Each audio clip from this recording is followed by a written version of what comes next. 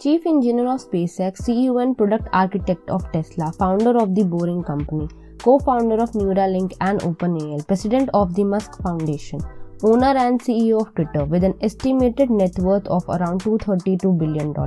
I think अब तक आप लोग जान चुके होंगे कि मैं किसकी बात कर रही हूँ.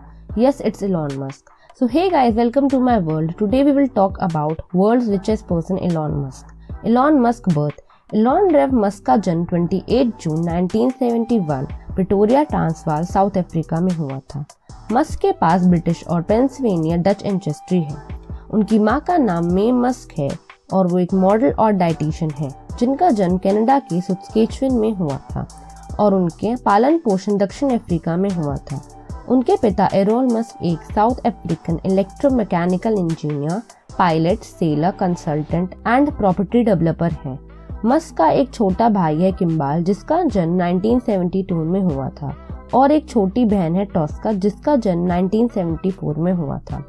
अगर हम उनकी स्कूलिंग की बात करें तो मस्क ने Waterloo House Preparatory School, Bryanston High School और प्रिटोरिया बॉयज हाई स्कूल से पढ़ाई की. उन्होंने अपनी मां के थ्रू कनाडा पासपोर्ट के लिए भी अप्लाई किया.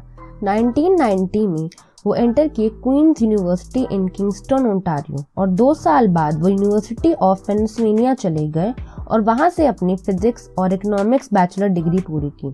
फिर 1995 में वो स्टैनफोर्ड यूनिवर्सिटी कैलिफोर्निया चले गए, लेकिन उन्होंने बिजनेस करियर को आगे बढ़ाने की सोची और अपने भाई किम्बाल के साथ वेब सॉफ्टवेयर कंपनी Zip2 खोली. स्टार्टअप को कॉम्बैक ने 1999 में $307 बिलियन में अधिग्रहित किया था. उसी साल मस्क ने ऑनलाइन बैंक X.com भी स्टार्ट किया जिसको 2000 में कन्फिनिटी के साथ मर्ज कर पेपल बनाया गया. ईबे ने पेपल को 2002 में $1.5 बिलियन में खरीदा था. Personal life.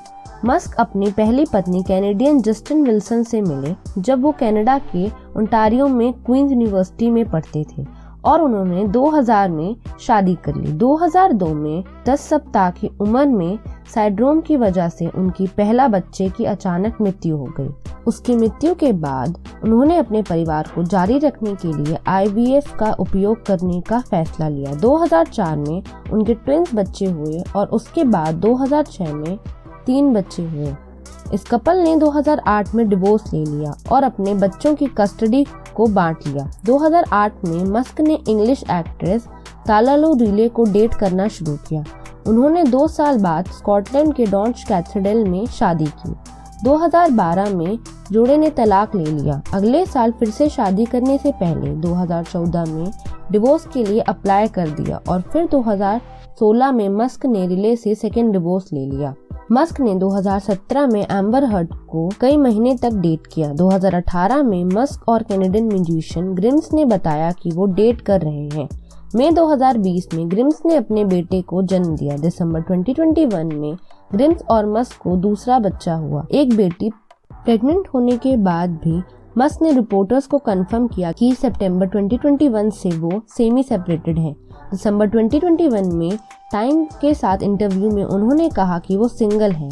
मार्च 2022 में ग्रिम्स ने मास्क के साथ अपना रिलेशन के बारे में कहा, मैं उसे अपना बॉयफ्रेंड के रूप में देखूंगी लेकिन हम फिक्स नहीं रहते.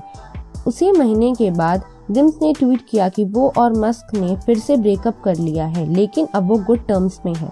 Musk achievements. 2002 में मस्क ने SpaceX की स्थापना की जो एक एरोस्पेस मैन्युफैक्चर और स्पेस ट्रांसपोर्ट सर्विस कंपनी है. फिर 2004 में उन्होंने electric vehicle manufacture Tesla Motors में शुरुआत की जिसे अब टेस्ला के नाम से जाना जाता है.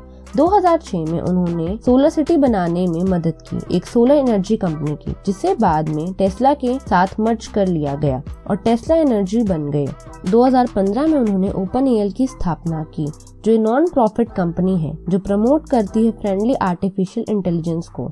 2016 में उन्होंने न्यूरालिंक को न्यूरो टेक्नोलॉजी कंपनी जो फोकस करती है डेवलपिंग ब्रेन कंप्यूटर इंटरफेस और वो को-फाउंडर है बोरिंग कंपनी के जो एक टनल कंस्ट्रक्शन कंपनी है.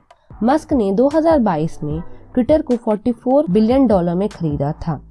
कैसे बने वो इतने अमीर? 2012 में उनका नाम फोर्ब्स बिलियनरी की लिस्ट में था, वो भी with a net worth of $2 billion. 2020 की शुरुआत में मस्क के पास नेटवर्थ थी $27 बिलियन की. साल के एंड तक उनकी नेटवर्थ थी $150 बिलियन हो गई। नवंबर 2020 में मस्क फेसबुक के को-फाउंडर मार्क जुकरबर्ग को पीछे छोड़ते हुए दुनिया के तीसरे सबसे अमीर व्यक्ति की गिनती में आने लगे और हफ्ते बाद ही वो माइक्रोसॉफ्ट के को-फाउंडर बिल गेट्स को भी पीछे छोड़ते हुए सेकेंड रिचेस्ट पर्सन बन गए। और फिर जनवरी 2021 में मस्क के पास नेटवर्थ थी $185 बिलियन की, जिसे उन्हें अमेज़न के को-फाउंडर जेफ बेजोस के साथ आ गए। तब भी बेजोस ने अपनी पोजीशन मेंटेन करके रखी। फिर 27 सितंबर 2021 में टेस्ला के स्टॉक्स बढ़े और फोर्ब्स ने मस्क को वर्ल्ड रिचेस्ट पर्सन अनाउंस किया, वो भी with a net worth of $200 billion. फिर नवंबर 2021 में मस्क दुनिया के पहले इंसान बने जिसके पास नेटवर्थ है $300 बिलियन से ऊपर की। So that's bring us to the end of this video. I hope you enjoyed it. If you did, so don't forget to like, share and subscribe to my channel. I see you guys next time.